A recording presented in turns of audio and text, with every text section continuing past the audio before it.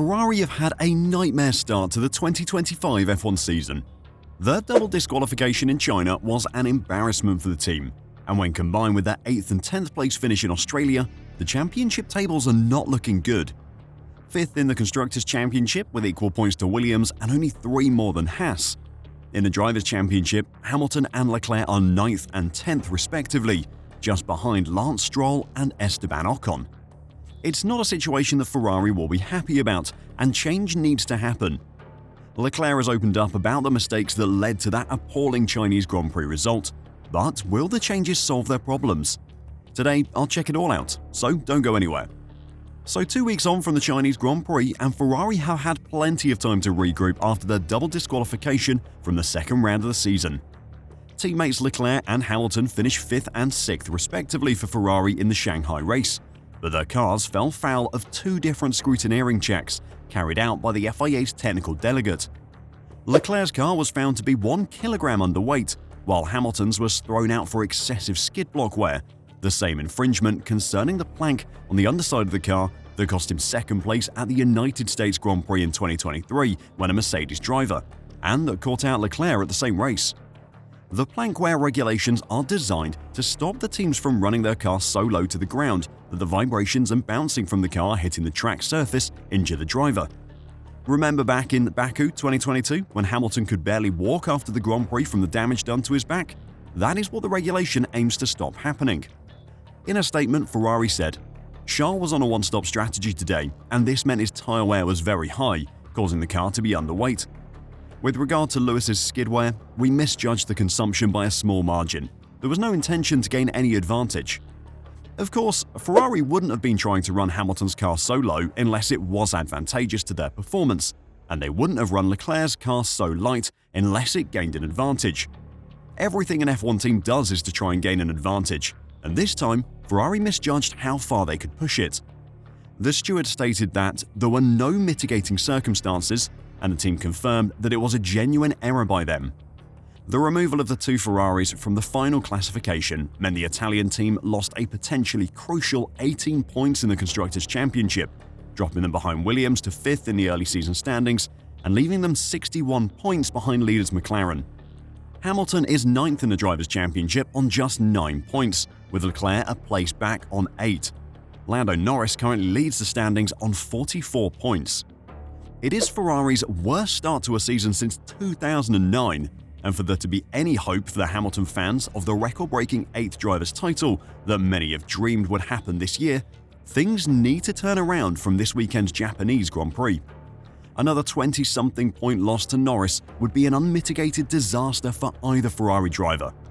Charles, who is very familiar with the suffering that driving for Ferrari can cause, was very honest about what happened in China and how big a problem it was for the team.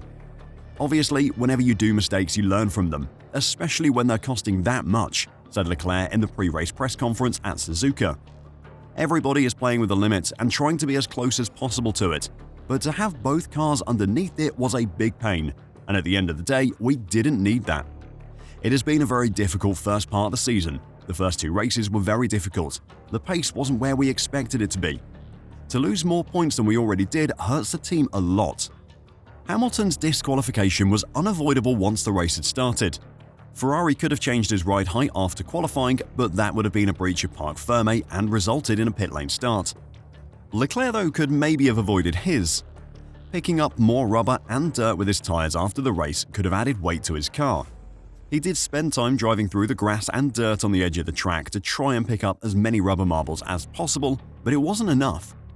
When the FIA weighed the car post-race, it was with the broken front wing fixed, so that can't be blamed either.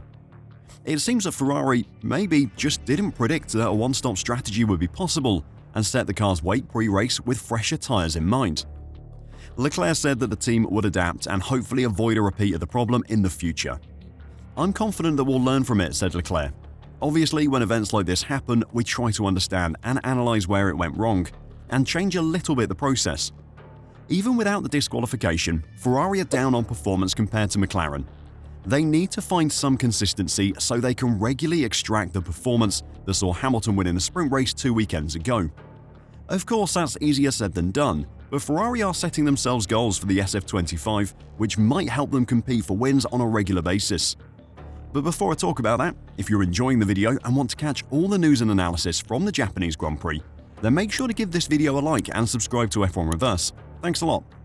So Ferrari have been hard at work in their simulator ahead of the Japanese Grand Prix to bounce back following Hamilton and Leclerc's disqualifications in China.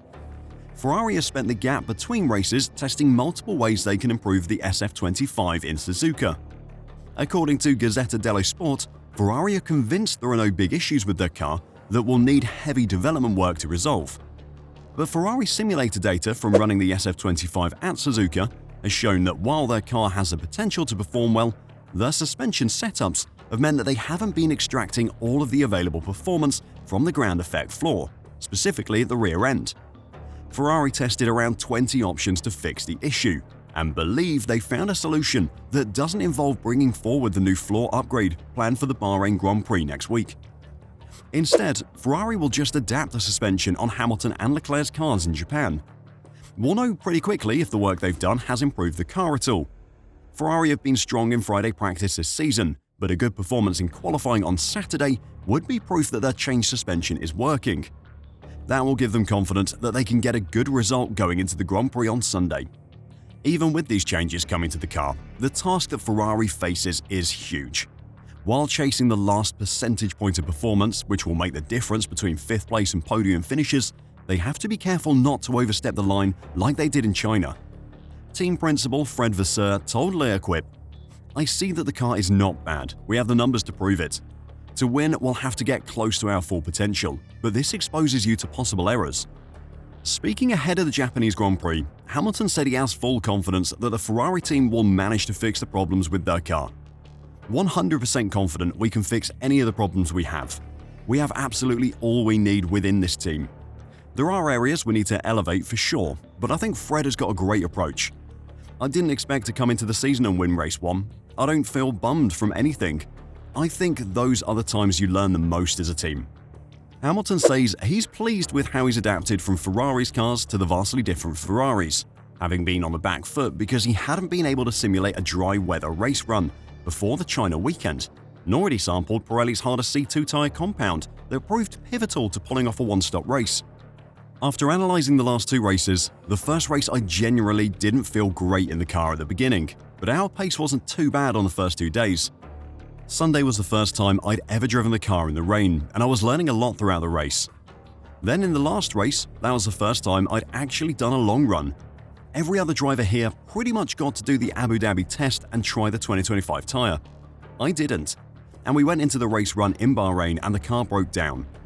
The sprint race was the first time I'd done a 20-lap stint, and then in the race it was the first time I'd ever tried the C2, so I was just learning that through a race. Hamilton will be hoping that that experience he gained in China with the SF25 and that excellent performance in the sprint will help him to at least a podium finish in Japan. Do you think that Ferrari can turn things around this weekend? Are the changes to the car going to be enough for them to fight the McLarens? Let me know your thoughts in the comments down below, and until next time, drive safe and bye for now.